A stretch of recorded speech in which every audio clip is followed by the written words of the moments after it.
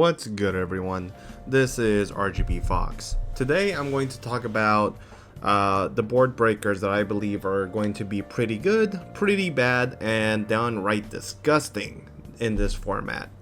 Now, I thought that no one has done this video yet, but appears Lucas Sacco has beat me to the punch just a day earlier as of recording this video, so if you'd rather watch him, you're more than welcome to. But if you'd like to hear me yap, feel free to give me a watch. Hopefully you agree with my views, and we'll go ahead and start the video. So, a little disclaimer.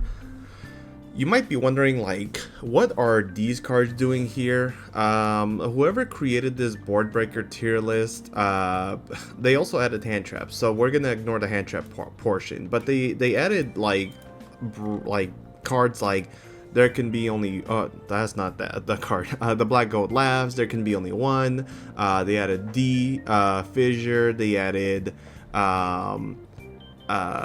Anti-Spell Fragrance, Mistaken Arrest, Gravekeeper's Inscription. Like, they added utility cards in the hand traps and breakers portion. So if it was just like hand traps, like, I would, understand, like, oh, well, these don't count because I'm talking about board breakers. But you don't even see Ash Blossom in here. You don't see none of that, so I'm just gonna leave that there, right? Because what's called by doing here? This is not a breaker or a hand trap. But I guess technically you call by a remix, and like it could be good, whatever though. Okay, so where were we? Right, cards that I believe can be really good or really bad in the format. I'm going to start with, of course, the first card, Cosmic Cyclone, and I think Cosmic Cyclone is not really the best card to be playing at the moment. I'm going to rank the effectiveness of these cards as well by the top 5 decks that Triff has indicated in one of his recent videos, and I do believe that he did a pretty good job assessing the top 5 decks of this current format, barring that we don't have a ban list, which he stated was like Dracotel, preferably the branded version. The Magistus is fine too, but there's like way too many hand traps for that version to potentially be viable without actually drawing Dracotels, right? Pure branded, of course. Cool Tune, we all know that one was gonna be in there. Pure Mitsurugi, which I would probably agree with for the most part. And then Doom Z, that deck I still don't know very well, but the fact that they have a searchable Droll and Lockbird trap card is just amazing. So we're gonna rank it based on the effectiveness of those decks and how well they could be against them. Honestly, maybe this one isn't even Pupu Kaka. Maybe this one is actually like I can play it if I can't find my cards, right? Like, let's say I lost my deck or whatever. But like it would only really be effective against that card. Like, it's not good against Dracotel, it's not really good against branded, it's not good against Cool Tunes. Like, you hit their back row and they're just gonna chain the synchro, and they don't need to recycle the quick plays. Like, maybe against the field spell, get rid of their follow-up a little bit, but I still think that there are way better options, right? So I think Cosmic Cyclone is just not that good. And then also against Mitsurugi, same ordeal. It's just not a format where Cosmic Cyclone would really see any impact or play. Book of Eclipse. I just played a local actually, where I actually ended up playing this card in the main, not by choice, but it was good to test anyways. And honestly, if I were to rank it anywhere, I'd say it's mid as hell, and that's about it. I wouldn't have this as my first choice, but I would rather have it over Cosmic Cyclone. The issue with this card is, like, when you're going against Cool Tune, right? Their ideal end board is like Remix plus Zaylin, and anytime you see those two cards together, the effectiveness of a Book of Eclipse just worsens, because in their best case scenario, they see the Book of Eclipse and they either have Ash Blossom, which if you have like the ideal hand, you get to add Ash Blossom off the Remix. Even if they don't have Ash Blossom, if they wait to use Remix for one of your interruptions, they can always go Chainlink 2 Remix and then Chainlink 3 Zaylin negate the Book of Eclipse. And even if they don't have Remix, like let's say for some reason you just were able to Dougie on them and get rid of it, they usually still have Cool Tune Synchro, which can respond to the Book of Eclipse and then Chainlink 3 Zaylin. Against Branded, they can just fuse with anything that's face down anyways. There's no real problem there. Like, yeah, it could be an issue, right, if you want to get your Cartesia off, but like it doesn't really matter because they have way more interruptions than that, than what they presently have on board. And against Dracotel, you couldn't catch me dead playing this. Mitsurugi, same ordeal. They have like monster effects that they can activate after being tributed, and cards that tribute them include Prayers, that includes Great Purification, maybe even Magatama. So like, yeah, I don't see Book of Eclipse being that good. Maybe, just maybe against Doomsday, but like that's really why I'm putting it at mid. Next up, Evenly Matched, same thing. I think, you know, this one has like a bit more potential than Book of Eclipse if I look at it in a vacuum, because against every other deck, I'd say this is a-okay. But I think the issue is that the decks that you play evenly against are not going to outright die. Like, Cool Tunes is one of the decks where this is like super weak against, because they do have negates that can stop the Evenly Matched. And also they have cards like Naturia Rose Whip post side, which you activate this, you're wanting this to resolve, it's just not gonna happen. We saw time and time again that Dracotel doesn't lose to this card. Branded is also like, yeah, this is still kind of mid, you know, Fall into the Virtuous, pop something that I really need, and like, you know, Fusion Summon with like Artesia, get rid of the chances that I lose as much follow-up as possible, you know, Mirror Jade Banish, stuff like that. Like, this card just, to me, doesn't seem worth it whatsoever. Again, maybe against Doomsday, but even then, it feels like they don't really put enough on the board in order to like lose so hard into this card. And then again, the issue with Mitsurugi is if they have the trap set up, they're not getting hurt by the Evenly Match. I'm also thinking about like, you're definitely not main decking this card. This is post side, and with the new Solemn, I forgot what the trap was called. It just came out in Blazing Dominion. Solemn Trap, new, you know, gotta Google, right? So, you know, this card here is just like absolutely ridiculous. It kind of really puts it, in my opinion, in the I'd play it if I can't find my cards, because Solemn Informant, I believe that's the OCG name, but yeah, there you go, Solemn Report. I genuinely find that with cards like this that just came out into the format, Evenly Match actually ends up becoming worse, and people can better prepare for cards like this in the future. So I don't really like it. Dark Ruler, I'm gonna play it here as well, or put it here. Dark Ruler seems still pretty mid, because I'm not gonna go into the Cool Tune argument. You already know Zaylin does like everything in order to dodge, you know, cards like this. But also, Mitsurugi doesn't really care about the Dark Ruler. I'm sure Doomsday can play around the Dark Ruler. Branded, again, doesn't really care about the Dark Ruler. And you have Dracotels, which, yeah, you want to Dark Ruler me? Go ahead, bud. It's just not effective. We have Pankratops. I'd put it in Poo Poo Kaka. I mean, I just don't see this card being that viable at all. You're maybe if like Yummy was super prevalent. Wow, that's me trying to use dictionary words. I don't see Yummy being good anymore, right? And the pure version, like, you know, this card would like eat it up. But like we have seen people stop playing the pure version time and time again and go for the hybrid heavy builds, and because of that, this card just doesn't do enough, even if Yummy was still good. And the fact that Yummy is no longer in the format because of Cool Tune, or at least as of right now, means that this card is just not good to play whatsoever. Forbidden Chalice, one of those cards that I would play if I couldn't find anything else in my, like, you know, bulk and whatnot. But like, I think there are better cards than the Forbidden Chalice. I think cards like you know, Forbidden Crown is a lot better, probably even in good, not insane, only because the ability to stop your opponent from synchro summoning with this, you know, card being available makes it kind of nice.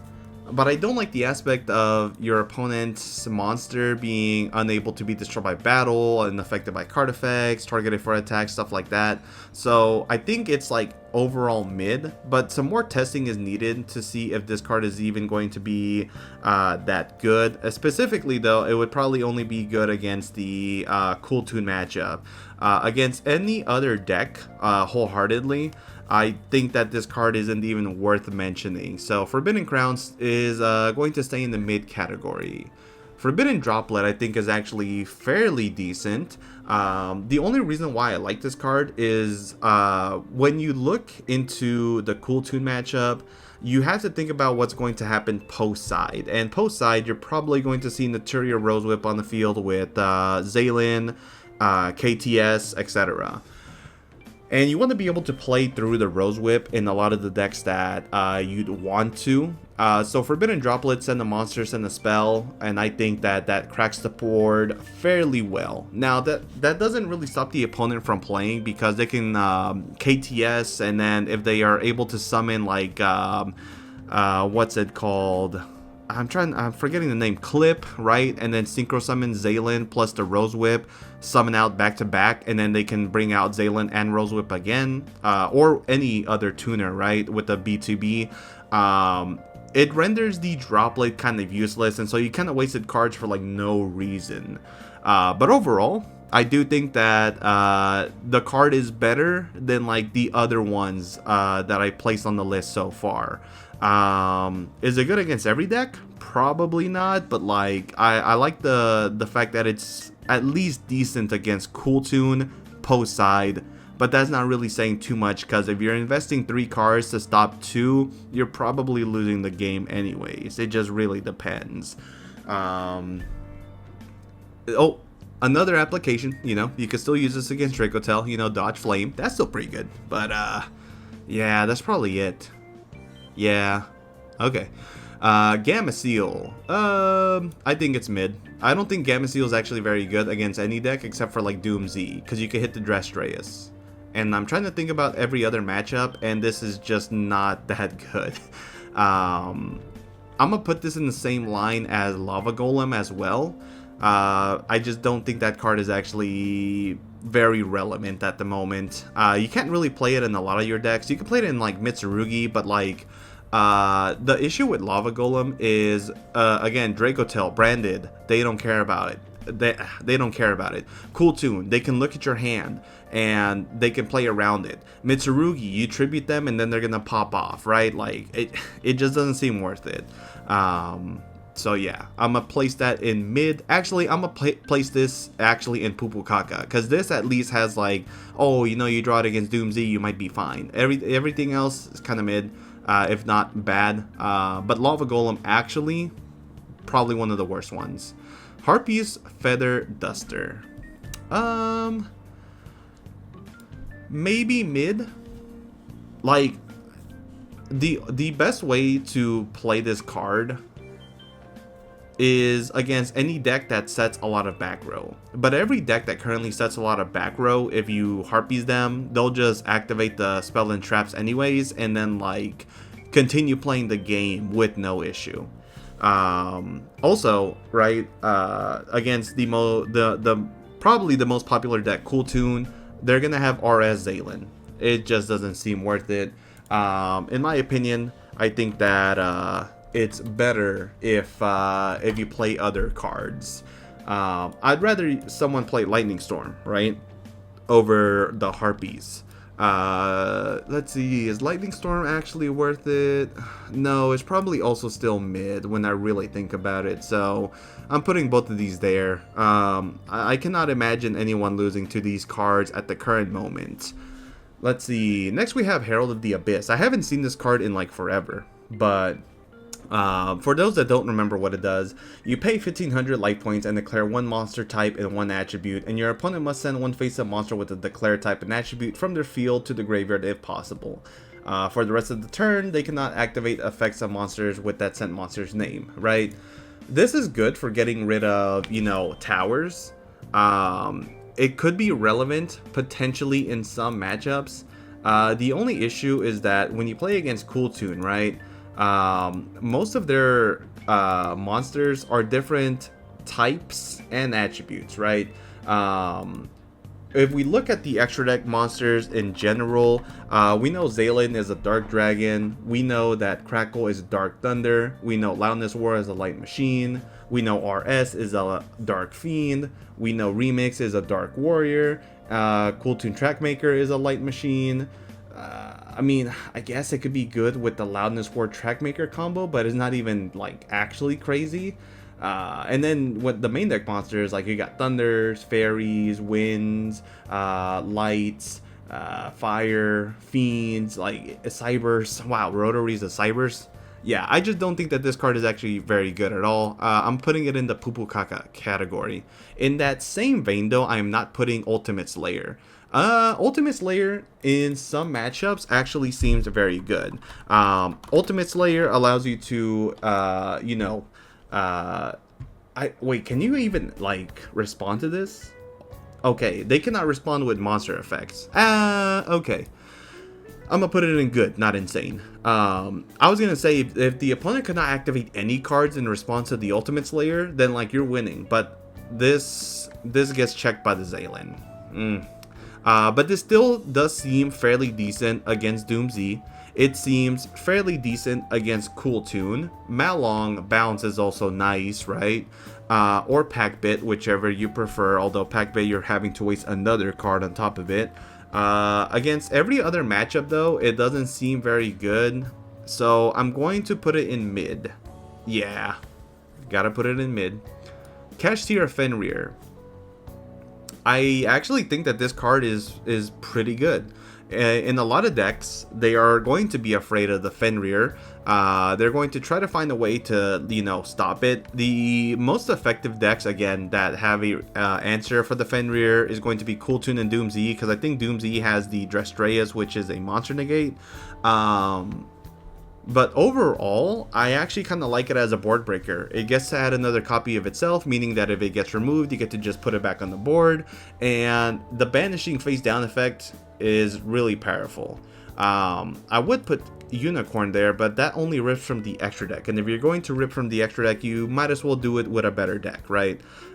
So I think Fenrir can actually be fairly decent. Even in the branded matchup, you know, the opponent activates a monster effect. If this stays on the field, you get to banish any of their monsters on the field face down. If it's a Mirror Jade, even better. So, you know, I actually really like Fenrir on this placement. Maybe it goes in mid, but I think it is the second on the list to be relatively high. Metaltronus. It probably is in Poo Kaka. The reason why this card was so good last year and, you know, saw play in Snake Eye format was because a large percentage of the players were playing the same decks, right? So you saw this a lot during the Ryzeal format with Malice. You saw this a lot with the, you know, Snake Eye mirrors, only because, like, at a time there was a chance that, you know, you would target the, Appaloosa and then just like get rid of it, but really, you know, you targeted the detonator. You also play this if you played Malice 100% during early Malice, because like your extra deck's pretty open, so you just summon out a detonator. You can have its effects be negated, or you can banish it off the field and don't have to deal with it at all for the rest of the turn. But like right now we have too many variety of decks being played, and that really just makes this card not very good. So I'll put it in the Pupu Kaka category for right now. Maybe in the future, if we see 90% play rate of a certain deck, it might pop up again in mirror matches, but that's about it.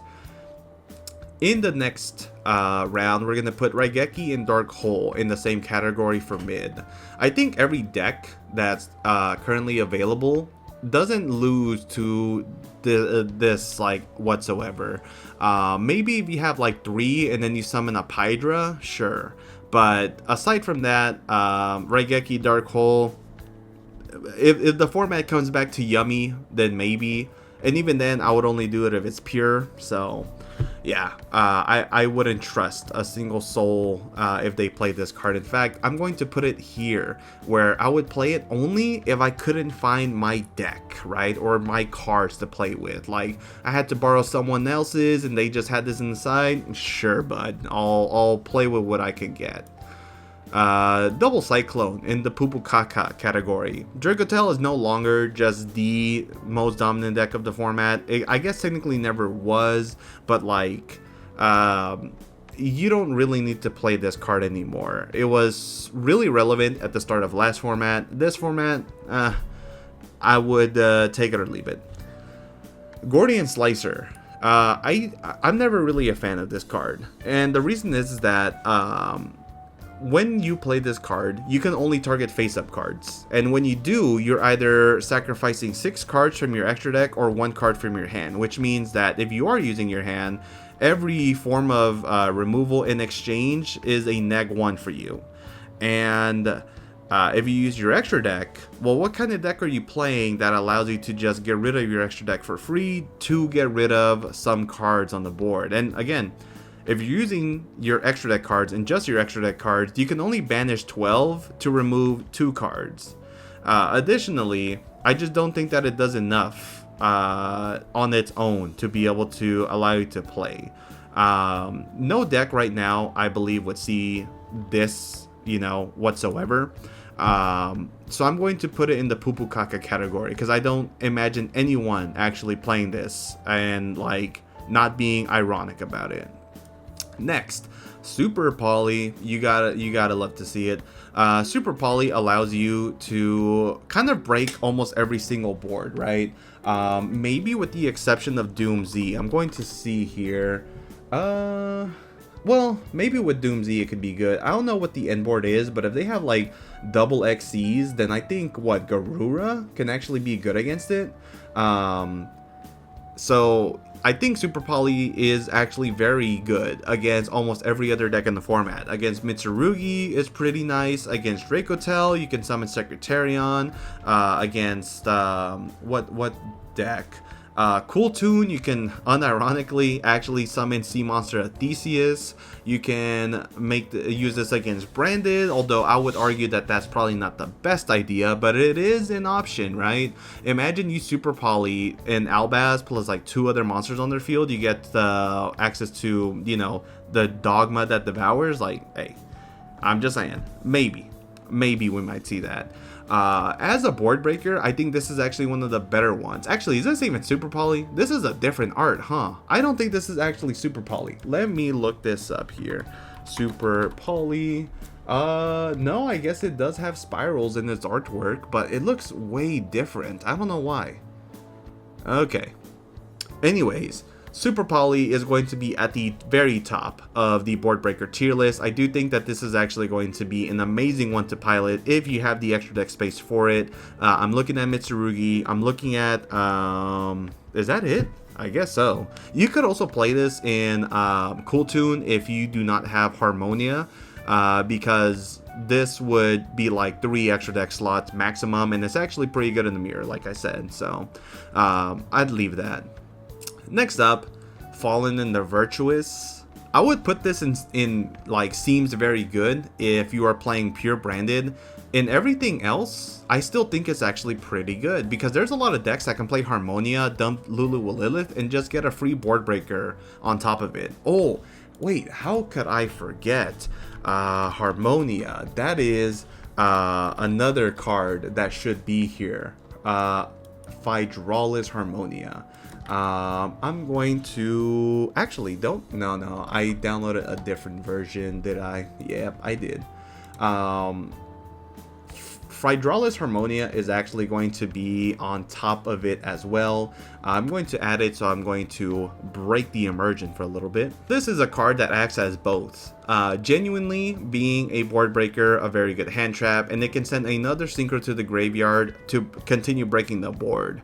I think it's pretty good going first and second, and the fact that this card can get you access to Fallen in the Virtuous, and then Fallen in the Virtuous recycles itself, in my opinion, makes it a very good card to go ahead and grab. Now, of course, Lulu will Lilith would grab you a Dogmatica monster, which then gets you this, but like still, that works out for me.